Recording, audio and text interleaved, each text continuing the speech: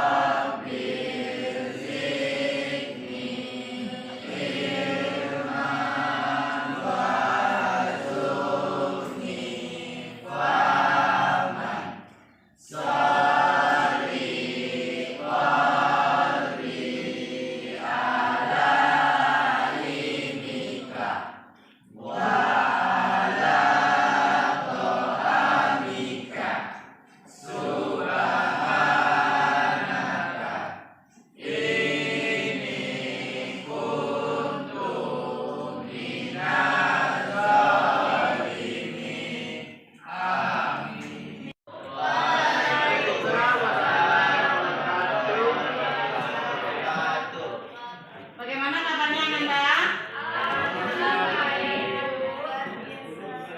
Ini anak-anak ibu masih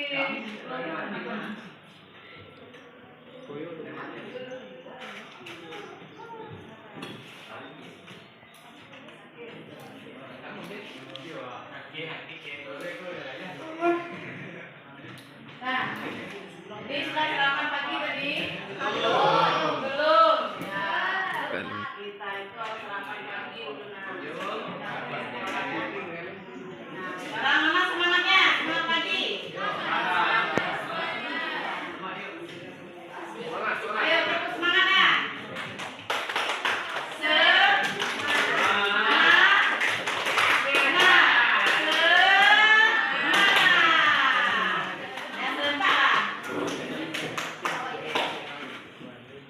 Ya semuanya, kita ulangi ya. Tekuk semangat. Semangat.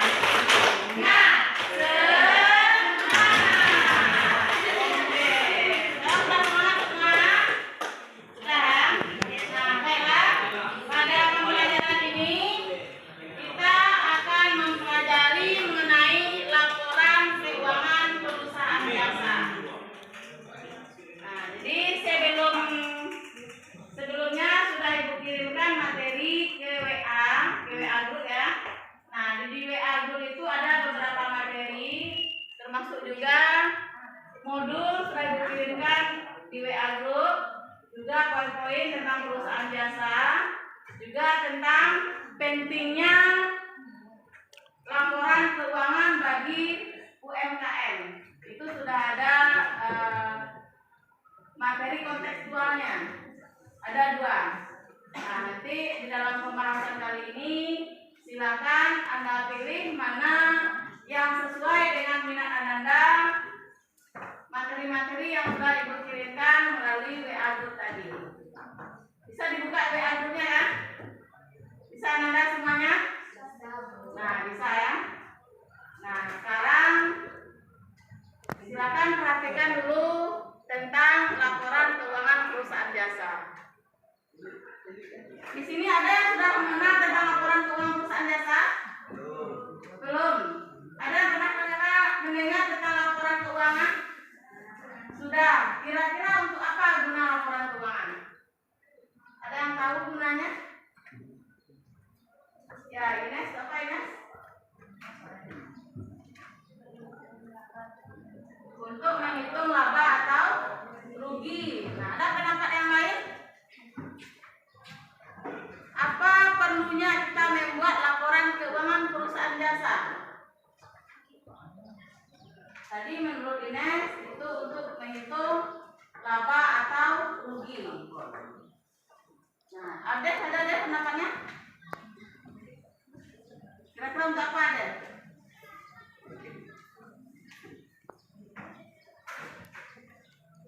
Aziz tahu Aziz? Untuk apa gunanya laporan keuangan perusahaan jasa? Kenapa kita membuatnya?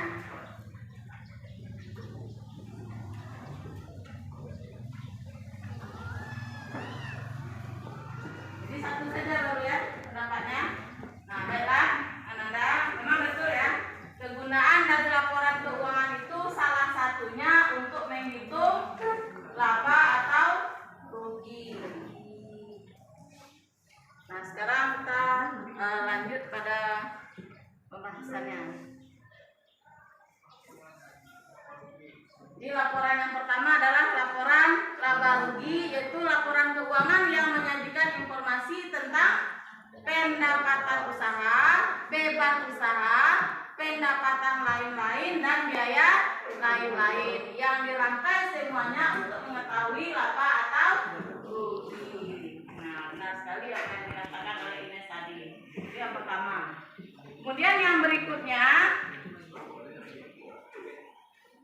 komponen laporan laba rugi. Ada 4 ya. Itu pendapatan, beban usaha, pendapatan di luar usaha, dan beban di luar usaha. Metode penyusunannya ada 2, yaitu metode langsung atau single step dan metode bertahap atau multiple step. Nah, ini contohnya. Nah. Contoh dari laporan laba rugi. Di cara menghitungnya, nah, pendapatan itu dikumpulkan dulu menjadi total pendapatan, kemudian beban-beban. Nah, beban-beban itu semuanya disatukan. Jadi total pendapatan dikurang dengan total beban, barulah dia diperoleh laba atau rugi. Sekarang aku tanya, kalau besar pendapatan dari beban, dia akan jadi laba atau rugi? Laba. Kalau sebaliknya rugi. Berarti besar beban dari pendapatan. Nah, yang kedua, perubahan laporan perubahan modal. Nah, jadi selain laporan laba rugi, kita juga membuat laporan perubahan modal. Apa laporan perubahan modal? Laporan yang menyajikan perubahan modal akibat pengambilan prive ya, laporan keuangan yang menyajikan perubahan modal akibat pengambilan prive. Komponennya ada 3, yaitu modal awal, laba rugi, dan prive. Jadi di antara komponen ini mana yang menambah modal?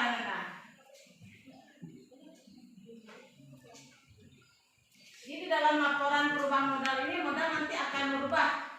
Berubahnya itu ada yang bertambah, ada yang berkurang. Kira-kira dari 3 komponen ini, komponen mana yang menambah modal?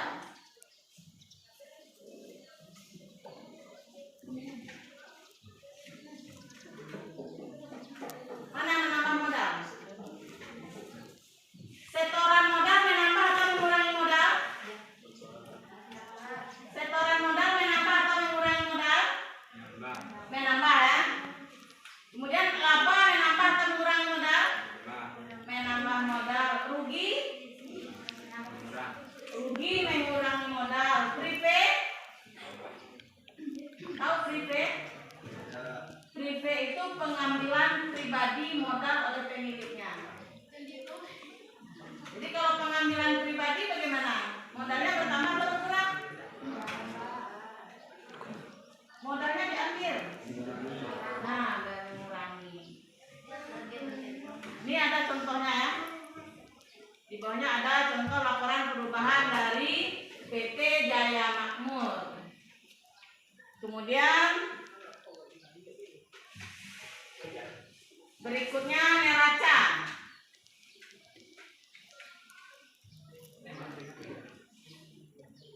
Ada pernah mendengar neraca? Pernah ya?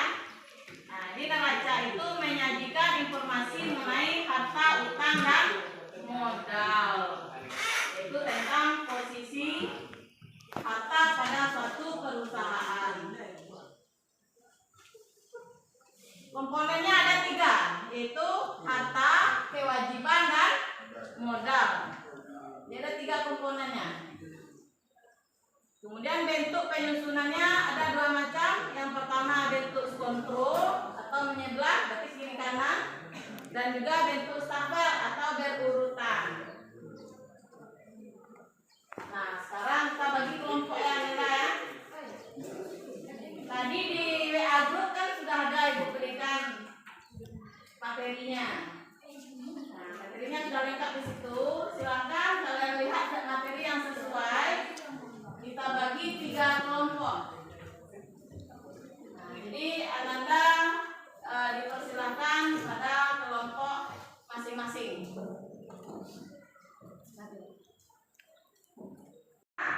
Sekarang kelompok sudah terbagi kan?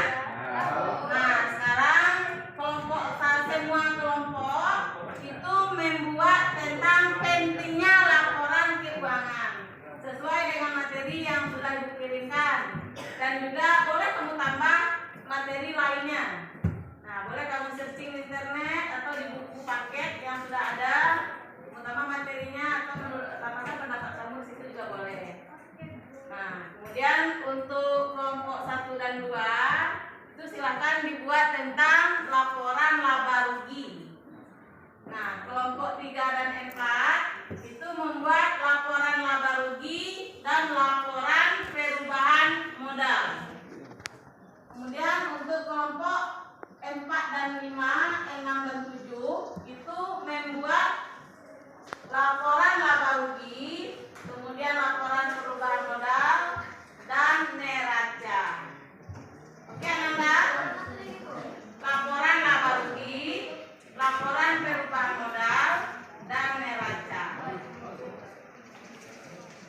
Nah, untuk penilaiannya, Ibu akan menilai prosesnya, proses membuatnya. Jadi siapa yang lebih aktif dalam berdiskusi itu nanti akan diperhitungkan nilainya. Nah, kemudian Ibu lihat dari hasil pekerjaan yang sudah kalian kerjakan. Nah, itu yang dinilai. Ada masukan dari Ananda tentang penilaian yang dilakukan? Mau ditambah atau dikurangi? Nah, kita tetapkan penilaian kita itu saja. Nah, jadi proses dan hasilnya ya. Nah, Ananda boleh membuatnya dari berbagai media sesuai dengan minat Ananda. Boleh menggunakan Canva, boleh dibuat di slide PowerPoint, boleh juga menggunakan Excel bagi yang bisa Excel, boleh juga menggunakan kertas 2 lembar, atau boleh juga menggunakan kertas berwarna. Nah, silakan apa yang Anda miliki manfaatkan dengan sebaik-baiknya.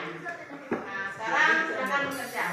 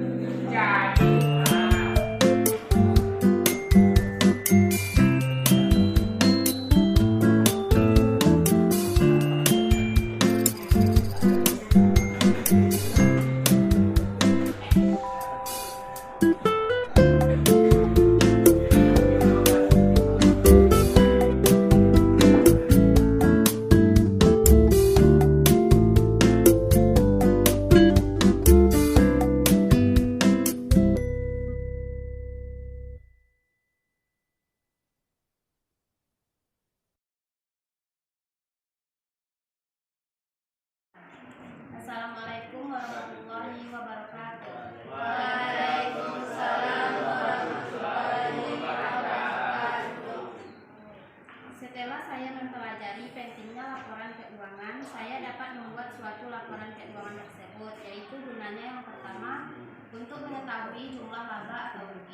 untuk mengetahui perkembangan modal selama kegiatan berjalan. 3. Untuk mengetahui posisi keuangan perusahaan, harta, utang, dan modal. Kedepannya saya akan menerapkan membuat laporan keuangan dalam kehidupan sehari-hari. Assalamualaikum warahmatullahi wabarakatuh. Waalaikumsalam warahmatullahi wabarakatuh. Setelah saya belajar cara membuat laporan keuangan, saya bisa membuat bagaimana cara membuat laporan keuangan dan membuat laporan laba rugi dan mengetahui jumlah laba dan ruginya satu perusahaan. Dan saya juga mengetahui perkembangan modal selama kegiatan berjalan dan mengetahui posisi keuangan perusahaan harta, uang, dan modal. Kedepannya saya akan menerapkannya dan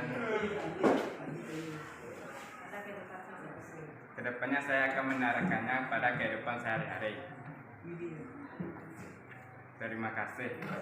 Assalamualaikum warahmatullahi wabarakatuh. Demikian saja pembelajaran kita hari ini. Mudah-mudahan apa yang kita pelajari tentang laporan keuangan perusahaan jasa dapat diterapkan dalam kehidupan sehari-hari. Nah, mudah-mudahan dengan materi ini Anda semuanya terbebas dari perilaku boros dan dapat menghemat setiap pendapatan yang